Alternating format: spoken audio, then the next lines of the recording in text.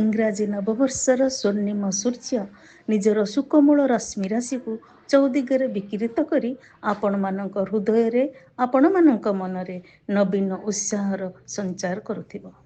ଆପଣ ନିଜ ଅଗଣାରେ ବସି ସକାଳର କଅଁଳିଆ ଖରାର ମଜା ନେଉ ନେଉ ଭାବୁଥିବେ ନୂତନ ସମୟର କଥା, ନୂତନ ସୋପାନ ଦେଇ ନୂତନ କିଛି କରିବାର ପ୍ରେରଣା ନେଇ।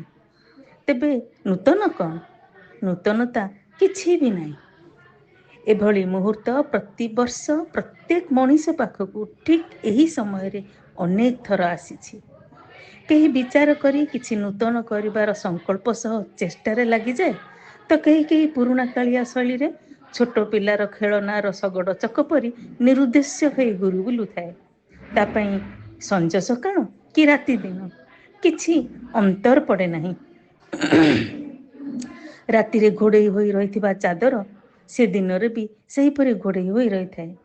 ଅନେକ ବର୍ଷରେ ନୂତନ ବର୍ଷରେ କିଛି ନୂତନ ସଂକଳ୍ପ, ନୂତନ ପ୍ରେରଣା ଓ ନୂତନ ଉତ୍ସାହ ଆସିବା କଥା। ଯଦି ଋଣ ନେଇ ସମୟ ବିତୁଛି, ଋଣମୁକ୍ତ ହେବାର ଚିନ୍ତା କରିବା କଥା। ଯଦି ଶୋଇ ଶୋଇ ସମୟ କଟୁଛି, ଜାଗ୍ରତ ହୋଇ କିଛି ଉଲ୍ଲେଖନୀୟ କାର୍ଯ୍ୟ କରିବାର ସଂକଳ୍ପ ନେବା କଥା। ସମୟ ଯଦି କ୍ଷଣ କ୍ଷଣକେ ବଦଳି ଯାଉଛି, ତେବେ ମଣିଷ କାହିଁକି ଗୋଟିଏ ଜାଗାରେ ଠିଆ ହୋଇଥିବ? ସେଇଠି ଠିଆ ହେବା ଓ ଆଗକୁ ବଢ଼ିବାର ଚେଷ୍ଟା କରିବା ଦରକାର।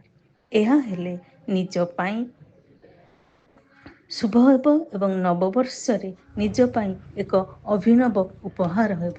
ଗୋଟିଏ କଥା ମନେ ରଖିବାକୁ ହେବ ଯେ ଭାରତର ହୃଦୟ ଓ ମସ୍ତିଷ୍କ କେବଳ ନିଜ ପାଇଁ ନୁହେଁ, ସର୍ବଜନ ହିତାୟ।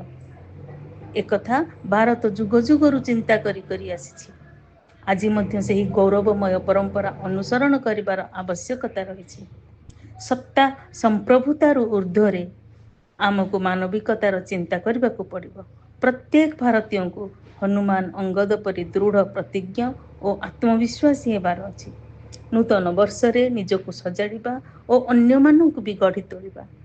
ଜୀବନ ଆପେ ଆପେ ସାର୍ଥକ ହୁଏ ନାହିଁ, ତାକୁ ପ୍ରଯତ୍ନ କରି ସାର୍ଥକ କରିବାକୁ ପଡ଼େ। सर्वे भवन्तु सुखिनः, सर्वे सन्तु निरामया, सर्वे भद्राणि पश्यन्तु, मा कश्चित् दुःखमा भवेत्।